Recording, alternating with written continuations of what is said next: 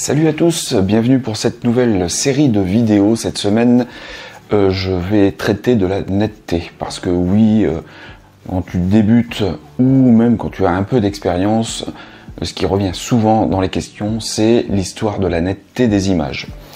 Alors aujourd'hui, je démarre cette vidéo. Alors bien sûr, c'est avec un appareil tenu à main levée.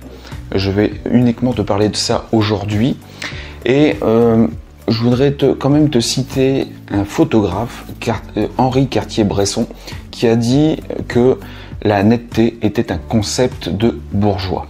Alors effectivement, il a en partie raison. La netteté, c'est quelque chose qui est présent depuis très longtemps en fait dans les arts, notamment la peinture et après la photographie. Et on a toujours vraiment cette idée de netteté sur le sujet que l'on va photographier. C'est vrai que les gens sont vraiment focalisés sur quelque chose de net, et si ce n'est pas net, eh bien la photo est quelque part ratée. Personnellement, je trouve que la netteté n'est pas forcément la chose la plus importante dans une photo. Comme je te le répète depuis pas mal de temps, en fait, c'est vraiment l'intention et le processus qui va faire que ta photo va fonctionner ou pas. Et pour moi, une photo, elle peut très bien fonctionner même si une grosse partie de l'image est floue ou si la totalité en fait de l'image va être floue. Tout dépend de ce que l'on va vouloir faire passer en fait comme message dans l'image. Je vais te donner en fait plusieurs points que tu vas pouvoir utiliser sur ton appareil ou sur l'objectif pour améliorer en fait la netteté dès le départ et non pas avec un logiciel. Oui, alors je te rappelle quand même que beaucoup de gens me disent c'est pas grave si ma photo est floue, je la traiterai dans un logiciel. Eh bien non, si ta photo est floue dès le départ à la prise de vue, tu ne pourras absolument rien faire en fait dans un logiciel de post-traitement. Dans les différents points que je vais aborder, il y a d'abord au niveau des boîtiers et des objectifs. Les boîtiers, il faut bien te dire une chose, c'est que les boîtiers actuels, même d'entrée de gamme, sont largement chargés en pixels pour te donner des images qui soient nettes. Donc les boîtiers, peu importe lesquels, tu peux faire des images qui soient complètement nettes.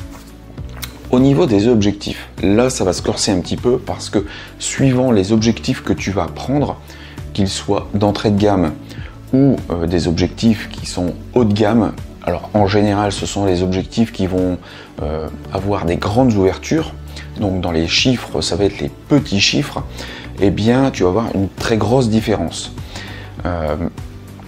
Maintenant, même avec des objectifs qui ouvrent à partir de 5-6 par exemple, sur des objectifs qui ne vont pas être très chers d'entrée de gamme, tu peux totalement avoir quelque chose de net. Il y a des très bons objectifs. Après, je ne dis pas qu'il n'y a pas quelques objectifs qui ne sont vraiment pas bons. Et la chose aussi, dans certains objectifs, comme par exemple pour faire du paysage, où tu veux de la netteté sur l'ensemble de l'image, effectivement, sur des entrées de gamme, peut-être que là, oui, effectivement, la netteté ne va pas se faire en fait sur toute l'image, et notamment plus tu vas t'éloigner du centre de l'image et plus tu vas avoir du flou. Et plus tu vas prendre un objectif qualitatif et plus tu obtiendras de netteté sur tes images. Alors, ce qu'il faut aussi dire sur les objectifs, c'est que tu as ce que l'on appelle une netteté maximale pour chaque objectif. La plupart du temps, sur les objectifs qui commencent à ouvrir à 5-6, la plage où tu vas avoir le maximum de netteté, elle se situe entre f8 et f11. Alors que sur des objectifs qu'ils soient fixes ou à focale variable, comme les zooms, qui ouvrent beaucoup, c'est-à-dire avec des petits chiffres, donc de f4 à f1.2 par exemple, ici la valeur maximale de netteté va plutôt être située à f8, f7, f8. Alors ça, tu peux aller voir en fait sur les fiches techniques en fait des objectifs où là, ça normalement ce sera indiqué la valeur maximale où tu peux obtenir le plus de netteté possible. Alors tout cela est bien relatif parce que si tu prends des objectifs qui ouvrent à 1.4 ou 1.2, eh bien si tu les achètes, c'est justement pour travailler avec ces petites ouvertures. Et très honnêtement, si tu arrives à faire la mise au point à l'endroit que tu veux, tu peux zoomer dedans, tu vas voir que c'est super net. Donc c'est vrai que cette idée de netteté est vraiment très relative et tout dépend de ce que tu veux faire et comment tu gères en fait ton boîtier et ton objectif. Alors il y a une autre chose aussi qui est importante, c'est qu'il faut que tu aies la bonne tenue entre toi, ton boîtier et ton objectif. C'est-à-dire que si tu veux avoir le maximum de netteté, eh bien il va falloir que tu évites d'avoir ton appareil à bout de bras, parce que plus tu vas être à bout de bras et plus tu vas trembler et donc tu vas provoquer du flou sur ta photo. Il faut vraiment avoir cette bonne habitude, c'est ta main en dessous de l'objectif pour bien maintenir en dessous du fût, l'autre qui agrippe le grip de l'appareil photo, et puis tes coudes bien serrés contre ton corps pour avoir le maximum de stabilité. Alors ça c'est pour l'ensemble appareil objectif. La deuxième chose où tu vas intervenir, c'est sur, alors je te le répète aussi depuis bien longtemps, c'est le triangle d'exposition.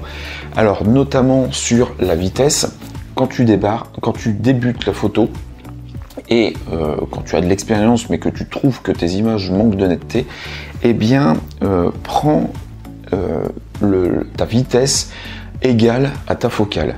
Par exemple, si tu travailles avec 50 mm, règle ta vitesse au minimum à 1/50e, voire un peu au-dessus, pour avoir le maximum de netteté, parce que plus tu vas être haut sur ta vitesse, et moins le tremblement que tu vas avoir quand tu prends ta photo sera visible.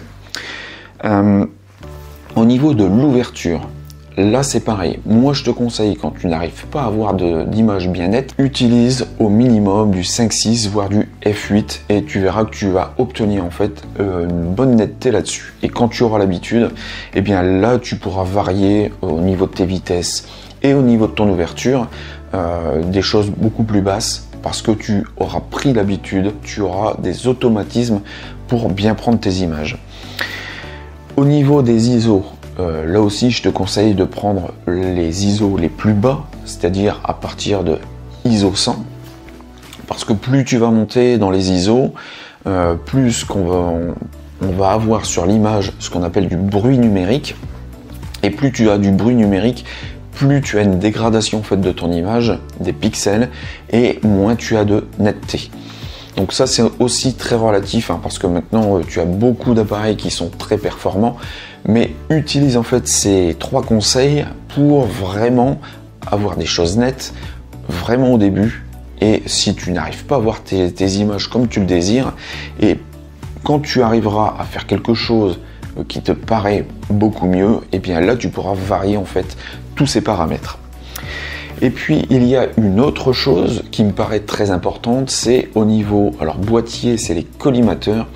N'utilise qu'un seul collimateur. Va voir sur la fiche technique qui est consultable sur internet pour ton boîtier et regarde au niveau des collimateurs lesquels sont les plus performants. Alors avant on avait l'habitude de dire que c'était celui qui était central qui était le meilleur parce qu'il était souvent en croix.